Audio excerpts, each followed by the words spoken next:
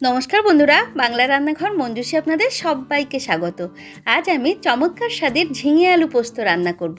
এইভাবে ঝিঙে আলু পোস্ত রান্না করলে খেতে অসাধারণ লাগে। আপনারা এই রেসিপিটা অবশ্যই ট্রাই করে দেখতে পারেন, খেতে ভীষণ ভালো লাগবে। রেসিপিটি ভালো লাগলে প্লিজ লাইক ও সাবস্ক্রাইব করে বেল আইকনটি প্রেস করে রাখুন, যাতে আমার নিত্য নতুন ভিডিওগুলি সর্বপ্রথম আপনার কাছে পৌঁছে যায়। 1 কেজি ঝিঙে খোসা ছাড়িয়ে লম্বা করে চিড়ে এইরকম একটু বড় বড় টুকরো করে কেটে নিয়েছি। 2টো বড় সাইজের আলু খোসা ছাড়িয়ে এরকম লম্বা লম্বা মোটা মোটা করে কেটে নিয়েছি। আলুর পরিমাণটা আপনারা আপনাদের পছন্দ মতো নেবেন। এবার রান্না শুরু করব। কড়াইটা গরম হয়ে গিয়েছে, কড়াইতে সর্ষের তেল দিচ্ছি। 5 টেবিল চামচ সর্ষের তেল দিলাম। তেল গরম করে নিয়ে সামান্য একটু কালো জিরে আর 2টো শুকনো লঙ্কা ফোড়ন দিলাম। ফোড়নটা একটু হালকা করে ভেজে নেব।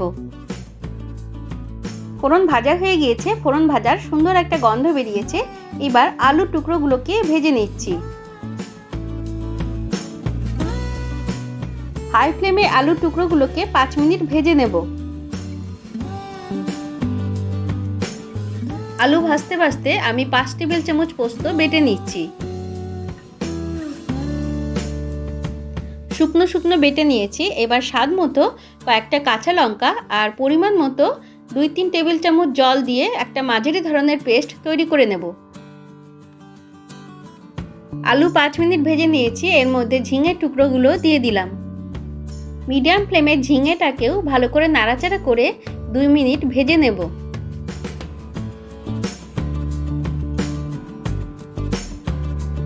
ভাজতে ভাজতে কয়েকটা চেরা কাঁচা লঙ্কা দিলাম। হাফ চামচের একটু বেশি পরিমাণে লবণ দিচ্ছি। আমি পোস্তর মধ্যে হলুদ দিই না, আপনাদের ইচ্ছা হলে এই রান্নাটায় খুব অল্প পরিমাণে হলুদ দিতে পারেন। লবণটা ভালো করে মিশিয়ে নিয়ে ঢাকা দিয়ে দিচ্ছি। গ্যাস কমানো থাকলো। মাঝে মাঝে ঢাকা খুলে একটু নাড়াচাড়া করে নিতে হবে। এইভাবে সবজিগুলোকে অনেকটা সেদ্ধ করে নেব।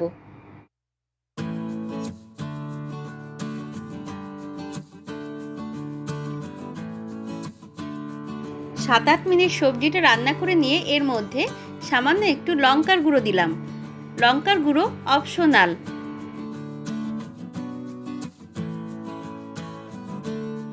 সবজির সঙ্গে লঙ্কার গুঁড়ো একটু কষিয়ে নিয়ে এইবার পোস্ত বাটা কড়াইতে দিয়ে দিচ্ছি।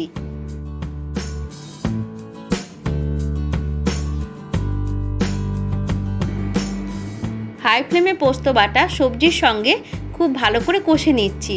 দেখুন কড়াইয়ের নিচের দিকটা একটু ধরে ধরে এসেছে। পোস্ত বাটা ভালো করে কষিয়ে নিয়ে সবজি সেদ্ধ করার জন্য গ্রাইন্ডারের কাপ ধুয়ে সামান্য একটু জল দিচ্ছি।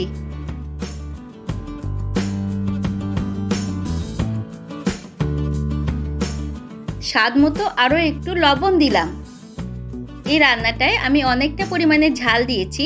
ঝালটাকে ব্যালেন্স করবার জন্য সামান্য একটু চিনি দিলাম। চিনি অপশনাল, আপনারা ইচ্ছে হলে এটা স্কিপ করতে পারেন। অনেক সময় ঝিঙা খুব মিষ্টি থাকে, সেই ক্ষেত্রে চিনি দেবার দরকার পড়ে না। আপনারা টেস্ট করে নিয়ে একটু চিনি দেবেন। এই ডিশটা একটু ঝাল মিষ্টি হবে।